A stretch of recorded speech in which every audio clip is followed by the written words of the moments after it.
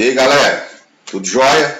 Pessoal, nós vamos começar uma nova matéria, a gente está falando de Idade Média, a gente vai dar uma recapitulação aqui, né? E aí, agora nós vamos estudar absolutismo, tá?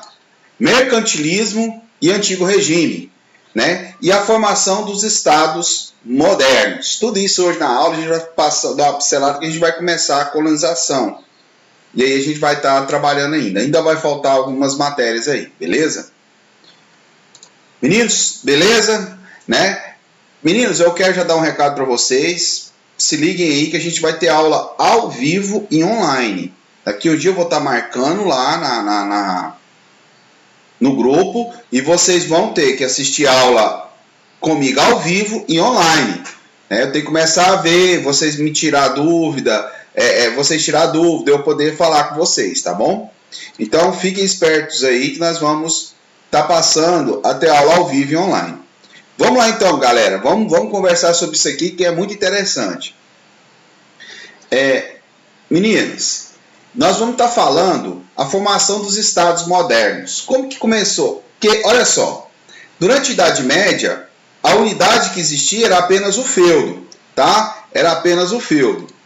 Vou tirar eu daqui. Era apenas o feudo. Então não existia o país, existia uma região ali e tal, mas não existia um país mesmo. O que acontece então? Começou-se a surgir os estados modernos. Como assim? Começou a surgir Portugal, que foi o primeiro, aí a Espanha, a França, a Inglaterra, e para surgir isso começa a surgir o rei. E aí nós estamos então começando a formar os países que formam a Europa hoje, esses estados modernos hoje, tá bom? Então vamos prestar atenção aqui, galerinha. Tá? Nós vamos ter então, primeira coisa, a crise do feudalismo. Nós vamos estar aqui, ó. Deixa eu pegar uma setinha aqui para melhorar para nós. Ó, crise do feudalismo. Nós estamos estudando isso agora na nossa matéria lá. O que foi a crise? A gente viu o quê? As cruzadas, renascimento comercial e urbano, né? A Guerra dos 100 Anos, que matou muita gente, fome, que fez revoltas camponesas, né?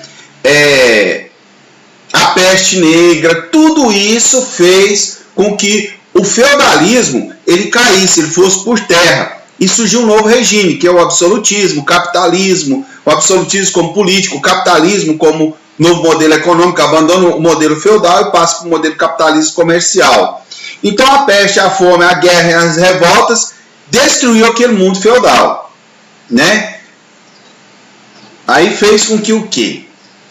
Aconteceu naquela época um caos social, né? Aqui, ó, medo do caos social faz a nobreza, o rei e a burguesia se unirem. Ficaram todo mundo com medo da porra. Por quê, pessoal? Esse medo, né, de perder seus privilégios, de perder tudo. Porque o camponês estava com fome, então ele estava revoltado. E ele ia para cima de quem? Quem que tinha comida? Quem que explorava? O senhor feudal, a igreja. E aí o pau começou a torar, porque a galera começou a ir para cima desse povo. E o que acontece? A burguesia já estava com aliança com o rei, que a burguesia queria um monte de coisa. A burguesia queria que houvesse a unificação de impostos, a unificação do Estado, né? Que ela pudesse transitar pelos negócios sem ficar pagando muito imposto, que o burguês ele ia fazer comércio. Então, se aqui nesse lugar, aqui em Rio Verde, vamos dar um exemplo, que era um feudo, tinha uma medida, tinha um imposto. Se ele mudasse para um feudo ali em Santa Helena, tinha uma medida, tinha um imposto. Então, de feudo para feudo, ele ficava pagando imposto e tinha outra medida. O que ele queria? Que o rei subisse ao poder, unificasse os impostos, unificasse o território, em vez de ficar pagando imposto para um monte de seu feudal, ele pagava para o rei. Isso já começou a acontecer, porque muitos dos burgueses já estavam libertando as cidades. Lembra que houve o renascimento das cidades? Como? Libertando de quê? Libertando o senhor feudal. Vou dar um exemplo para vocês.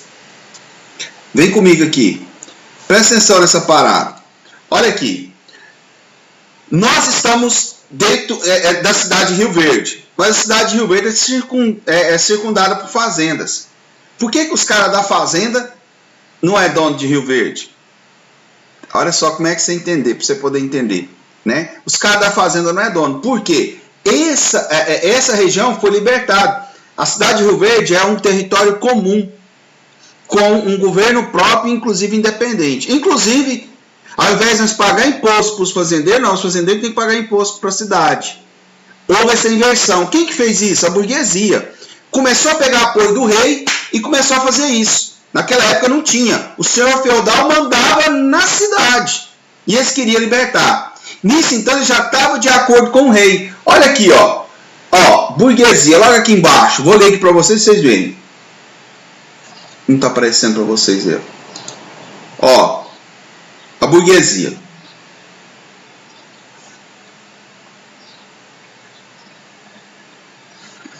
A burguesia logo aqui embaixo. O que aconteceu? Presta atenção aqui. Vem comigo. A burguesia enriquecida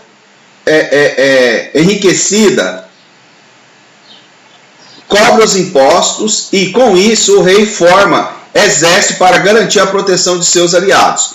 O que a burguesia faz? Ela passa a financiar o rei. Quem que é esse rei, pessoal? Eram grandes senhores feudais, de família feudal antiga, que tinha muito poder. Esse rei, então, ele começa a ter poder. Qual que é o poder dele? Exército. Força. E a burguesia vai pagando imposto para o cara e cada vez mais ele vai criando exército. Então os burgueses vão ficando mais, vão dando poder ao rei. E nessa matemática vai ficar engraçada. O rei, né, está usurpando o poder dos senhores feudais. Só que os senhores feudais começaram a gostar dessa história. Olha só que trem mais doido.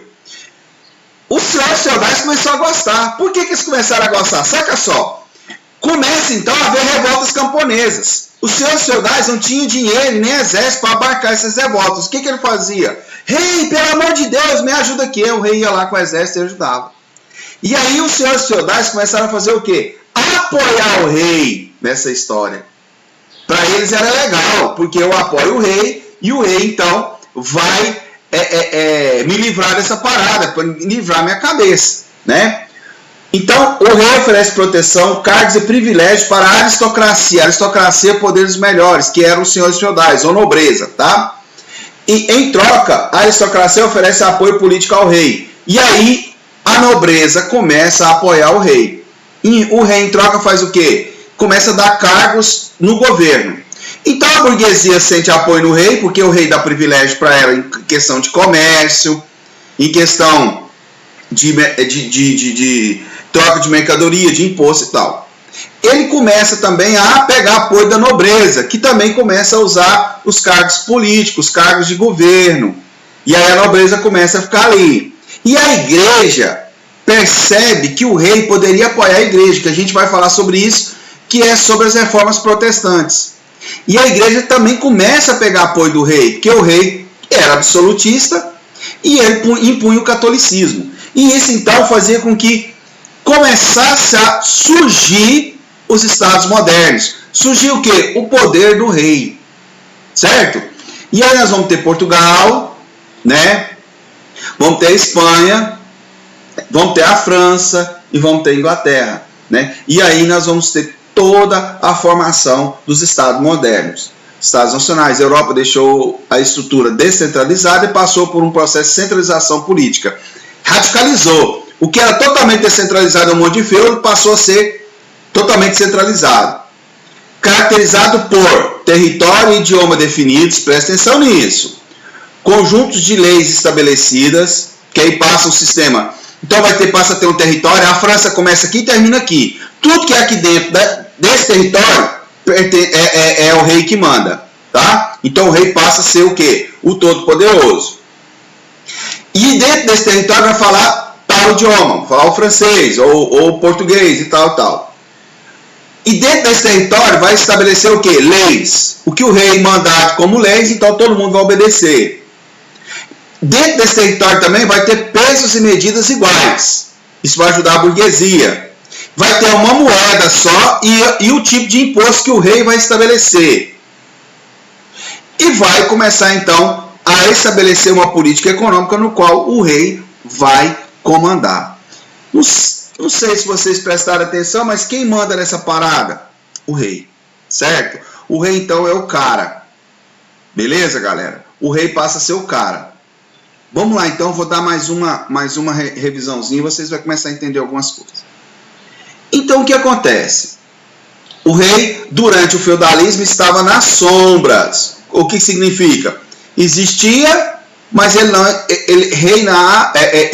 era o rei, mas não reinava. Ele era o rei, mas não mandava. Mandava no feudo dele. E o outro senhor feudal mandava no feudo dele, né? Porque o governo é descentralizado. O rei sai das sombras. Quais que foram o que aconteceu com o rei sair das sombras? As cruzadas, as fugas de servos, revoltas camponesas, enfraquecimento dos senhores feudais, renascimento urbano comercial e fortalecimento da burguesia, tudo que a gente estudou. E isso então vai fazer com que o rei possa surgir e pegar o poder. E aí nós vamos entrar já num outro conceito interessante, que é de Estado moderno. O que é o Estado, pessoal? Agora eu quero que vocês prestem atenção. O conceito, isso é uma questão geográfica, tá? E que a gente vai então estar trabalhando. Vamos lá. O que é o Estado? O que é o Estado brasileiro? Né? O que é o Estado? É o nosso território, tá? É a nossa população e o governo. Isso forma o Estado. Território, população e governo. Esse é o Estado. Para o Estado existir, tem que ter um território, onde que ele manda. E para o Estado existir, tem que ter um povo que fez o pacto para que houvesse um governo. Tá? Então, esses três formam o Estado. O que forma a nação? Tem nação que não tem território e nem governo, mas eles são a nação. Olha só que loucura. Mas o Brasil é Estado-nação. Tá? Então, vamos lá. O que é a nação? Nós temos um passado histórico comum, temos tradições, regras morais que nós obedecemos, costumes nossos, né, religião e uma língua. Isso nos torna uma nação. E naquela época estava surgindo isso tudo na Europa, nos estados. Portugal, França, Inglaterra. Estava havendo um Estado e estava se formando a nação. Tranquilo? Então vamos lá.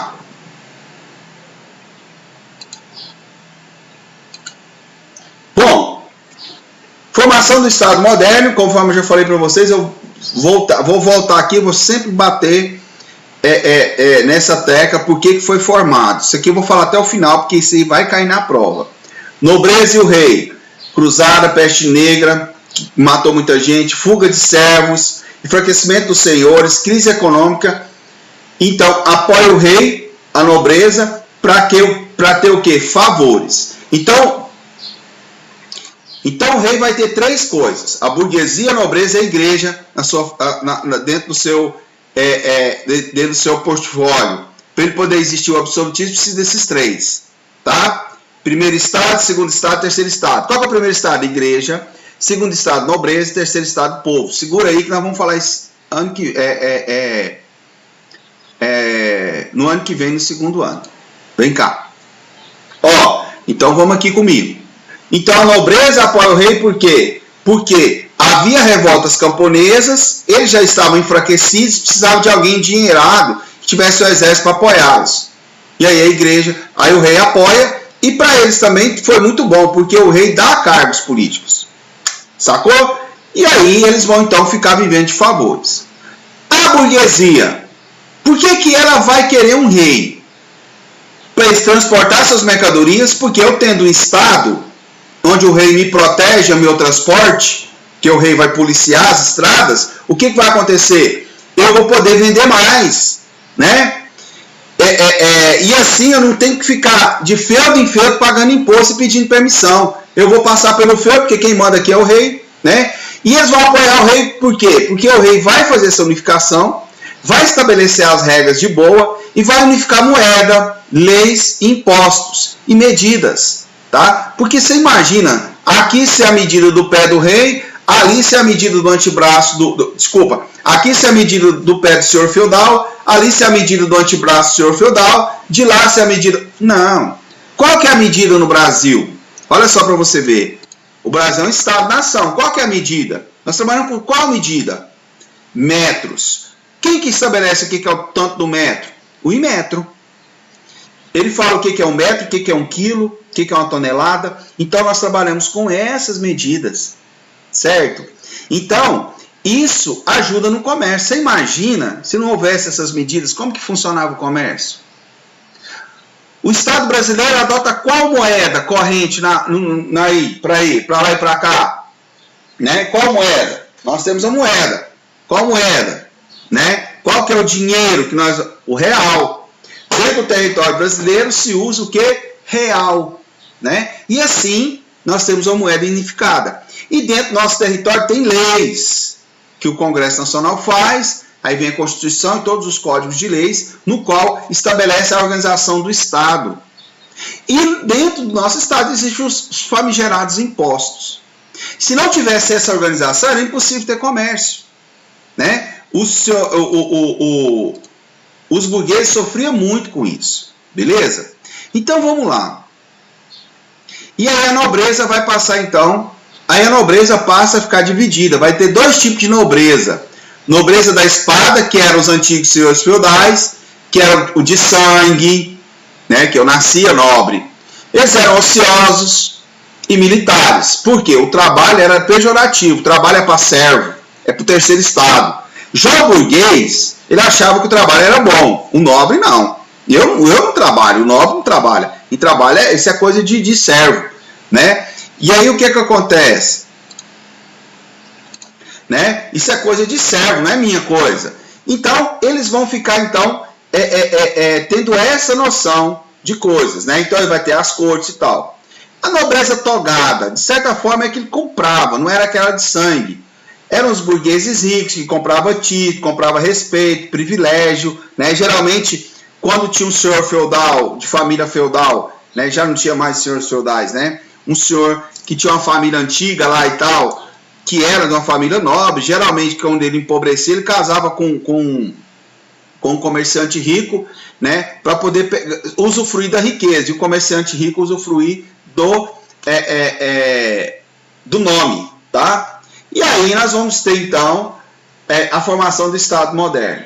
Alguns senhores vão ser contra, mas não tinha como. A igreja, né, ela vai perder também o poder político e econômico, mas ela vai ganhar porque vai ter fiéis, porque o Estado absolutista vai firmar o catolicismo como religião oficial.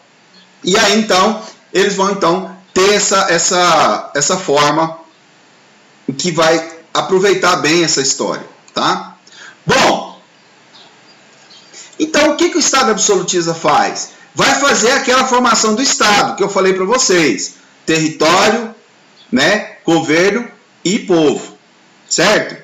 Então ele vai unir territorialmente, ele vai criar uma moeda, vai criar peso de medida, um exército permanente, os seus vassalos, que são as pessoas que vão, diferente, né, dos vassalos do senhor feudal, agora que é um exército pago e tal, né?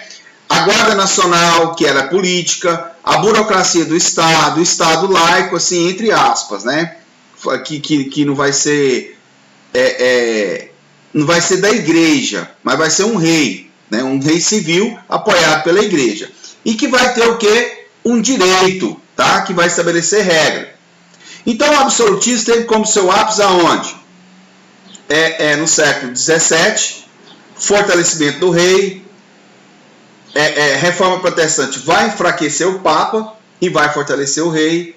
Rei versus igreja, submissão, né? A igreja, o rei é submisso à igreja, porque a igreja que coroava o rei, mas de certa forma o rei contrabalanceava o poder da igreja, a igreja precisava do rei para apoiá-la, né? E a atividade comercial, expansão, né? E a burguesia.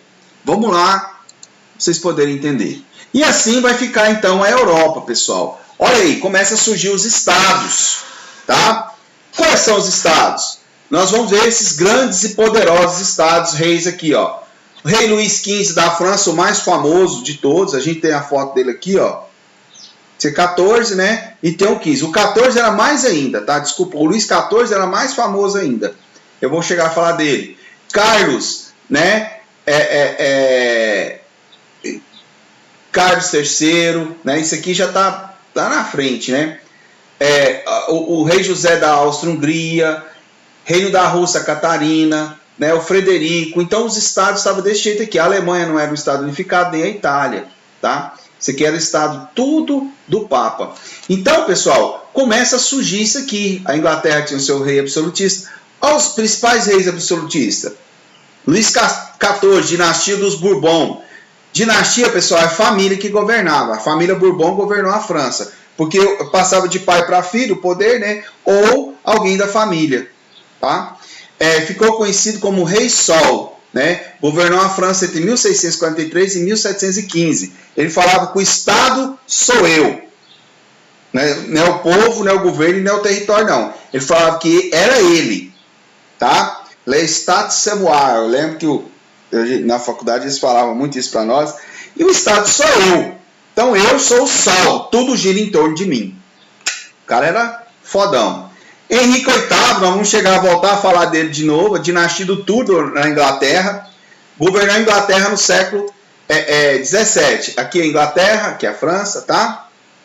João V governou Portugal em 1707 e 1750. O reino de Portugal. Foi um rei bastante absolutista. Elizabeth I, dinastia Stuart, rainha da Inglaterra do século 17. Aqui, governou aqui também. Tá? Que era até filha desse boy aqui, ó.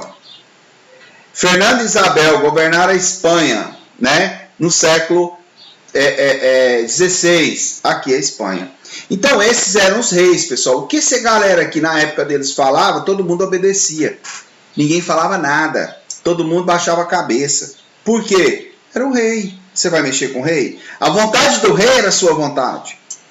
Se o rei saísse em cavalaria assim, tivesse alguma tempestade e chegasse na sua casa, você tinha que sair da casa e dar a casa para o rei.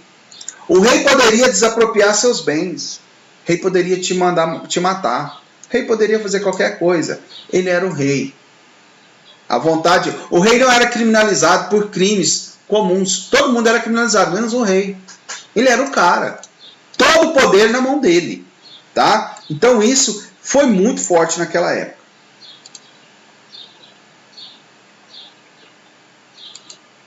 Bom, o Estado absolutista ele vai adotar uma forma econômica, o capitalismo, né? E o modelo que ele vai usar muito vai ser o modelo mercantilista, não o modelo liberal como nós temos hoje, tá? Nem o modelo socialista, não é socialismo, é socialismo contra o capitalismo, mas vai ser um modelo mercantilista. Presta atenção. O mercantilismo é muito importante, por quê? O Estado absolutista, que é o rei, tudo lá, ele vai apoiar os negócios da burguesia. Por quê? Vai pagar imposto e vai enriquecer o Estado. Então o rei que tiver um mercantilismo forte vai ser um rei poderoso. O mercantilismo ele começa a fazer água, ele começa a não ter grande força, passa para o capitalismo industrial. O que acontece com o mercantilismo, que é comércio? Ele cai, e junto vai caindo o absolutismo também, tá? Então o rei cai junto. E aí o que acontece? O Estado sustenta os nobres pagando-lhe rendas. Então enquanto o terceiro Estado, que é o povo e a burguesia, trabalha, o segundo Estado e o primeiro Estado, que é a nobreza e o clero, que é a igreja, não trabalhava. E o rei sustentava. Mercantilismo, quais são os meios? O mercantilismo, para ele funcionar, ele tinha que ter algumas coisas. Barreira alfandegária, o que é isso? Vou explicar. Estímulo à expansão marítima e colonial, aumento da população, incentivo à manufatura nacional. Objetivos: reforçar o poder do Estado, metalismo e busca da balança comercial favorável. Vou explicar agora tudo isso. Presta atenção. Ó, de olho aí, ó, de olho na ideia. Olho na ideia. Pega aqui. Mercantilismo. O que eu tenho que fazer? Eu tenho que diminuir a importação e aumentar a exportação. Por quê? Hoje em dia isso não funciona mais não, pessoal, tá? Isso aí é o modelo deles antigo. É igual, mais ou menos assim. Hoje em dia também a gente trabalha um pouco essa ideia. Se eu exportar mais riqueza, né, eu vou receber. Se eu importar menos, eu vou então ficar com a balança comercial favorável. Eu gastei um tanto, né? Mas eu ganhei muito mais. Então quer dizer que está me sobrando renda. Isso faz de mim o quê? Um Estado forte, né? Para mim fazer isso, eu vou ter que criar um protecionismo alfandegário, né? O que é isso? Eu vou aumentar as taxas de importação. Para quê? Para que as pessoas não pudessem importar produtos, principalmente produtos que eu produzia, né? E aí, para mim desenvolver minha manufatura, para minha manufatura poder exportar. E aí eu vou ter colônias para poder desovar meus produtos e pegar os produtos delas e poder vender. E aí nós vamos então ter um grande comércio. E assim eu vou acumular ouro. O que media a riqueza de um país? Ouro. Ouro. Se você tem ouro, você compra exército, você compra tudo, né? Então, por isso que tem a ideia do metalismo, bulionismo, né? Que eles queriam ter. Beleza? No mercantilismo? Bacana? Vamos dar um resumo nessa parada, então. Estado absolutista, mercantilismo era a política econômica, queriam uma balança comercial favorável, no qual eles queriam o metalismo. O país rico é o país que tem ouro. Hoje em dia é totalmente ao contrário. O país rico é um país que produz riqueza. Produz mais tecnologias, produtos com mais tecnologia, mais valor agregado, produtos com maior valor agregado, muita indústria, pessoas que recebem dinheiro, que pode comprar, trabalhadores que ganham bem, e aí desenvolve bem, vai ter bom desenvolvimento. Por que os Estados Unidos é tão forte? Porque eles produzem muita coisa de alta tecnologia, o povo de lá recebe bem, né? E eles compram boa parte das coisas do mundo, né? Porque eles consomem tudo isso. Então por isso que faz ele um país poderoso, né? Mas naquela época não, né? A balança comercial favorável, eles achavam que o poder estava no metal e não na renda, certo? Então eles achavam que o país que tem ouro é um país que é rico. Beleza? Aí vai ter a riqueza das nações, vai criar o sistema de protecionismo, o Estado absolutista, estilam a produção nacional e a colonização. Então era bem diferente do que nós somos hoje. Naquela época tinha essa ideia, muito simplória, né, que valorizava o comércio. Então a Idade Moderna, então a gente vai fazer um resuminho aqui para vocês poderem entender.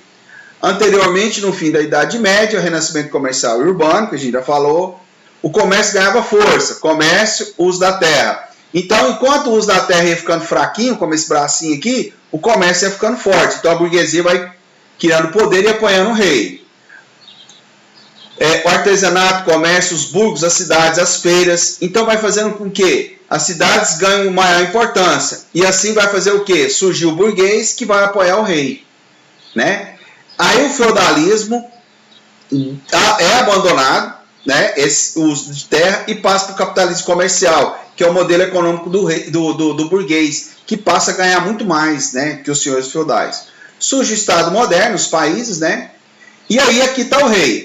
Com esse dinheiro terei um exército que fará com que os outros nobres me respeitem. Então, livre circulação no reino. Então o rei vai criar, e ele vai então falar, vai dar para a burguesia essa lei de circulação, vai dar para ele impostos únicos, vai dar para ele um peso e medida, né? Uma língua só, uma moeda só. E aí o burguês ele vai pagar de bom grado para o rei. Com isso o rei vai ficar mais forte que os senhores feudais e vai implantar o Estado absolutista.